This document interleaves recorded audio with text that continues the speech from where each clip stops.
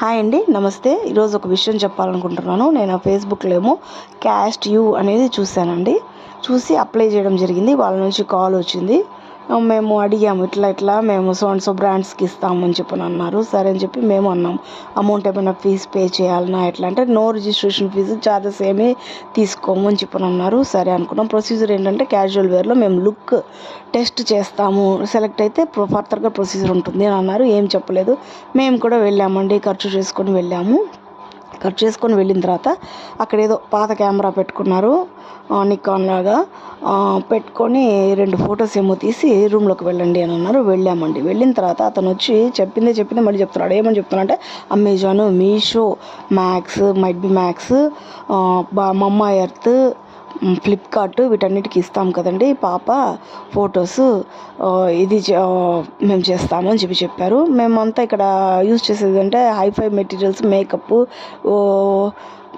Dresses అంతా అని చెప్పి పాపకి ఒక 5 ఫొటోస్ పోర్ట్ఫోలియో అనేది క్రియేట్ చేయాలి. పోర్ట్ఫోలియో అనేది ఇలా ఉంటుంది, ఒక ఎథనిక్ వేరు, వెస్ట్రన్, ట్రెడిషనల్ ఇట్లా ట్రై చేసి చూస్తాము సో అండ్ సో అని చెప్పారు. ఇట్లా పోర్ట్ఫోలియోస్ 5 కావాలి కాబట్టి 20,000 ప్లస్ జిఎస్టీ పడుతుంది. మామూలుగా అయితే 3 అయితే 15,000 ప్లస్ జిఎస్టీ అని ఉన్నారండి. మేమంతా ఐఫోన్స్ యూజ్ చేయము, దానికంటే మించి యూజ్ చేస్తాము అని చెప్పారు. అప్పుడు నాకు అనిపించింది, ఓకే, ఎంత కోపం వచ్చినా ఇంకా పెదవి ఖర్చుకొని థ్యాంక్ యూ అనే మాట చెప్పేసి వచ్చేసానండి. అంటే అనువుగాని చోట అంటే మన ప్లేస్ కాదు కాబట్టి వచ్చేసాను. కానీ ఈరోజు నేను రీల్ చేయడానికి బెగ్గర్స్, చదువుకునే వాళ్ళు బెగ్గర్స్ అయ్యి అడుక్కుంటున్నారు కనిపిస్తూ. వీళ్ళు కనిపించకుండా ఏసీల్లో కూర్చొని బెగ్గర్స్ లాగా అడుగుతున్నారని నాకు అనిపించిందండి. ఒక బ్రాండ్ చేస్తున్నప్పుడు ఆ ఫోటో నచ్చితే వాళ్ళు అమౌంట్ ఇచ్చి తీసుకుంటారు.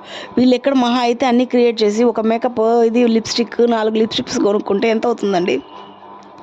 4 లిప్స్టిక్స్ కొనుక్కొని అదే అందరికీ యూజ్ చేస్తుంటారు. మనకాగా ఒక మేకప్, ఒక డ్రెస్ అని చెప్పి వేయరు కదండి. ఇంకా అట్లాంటప్పుడు ఎందుకండి?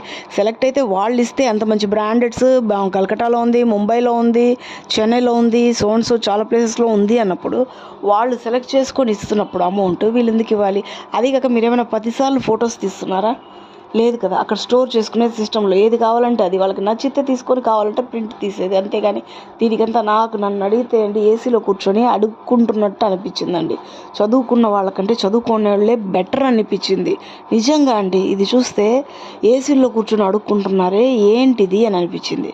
సో జాగ్రత్త, డిజిటల్ కాస్టింగ్ ఏజెన్సీ అని అన్నారండి. క్యాస్ట్ యూ, మీకు డబ్బులు ఉంటే మాత్రం వెళ్ళండి, లేకపోతే వెళ్ళొద్దు, మానేయండి.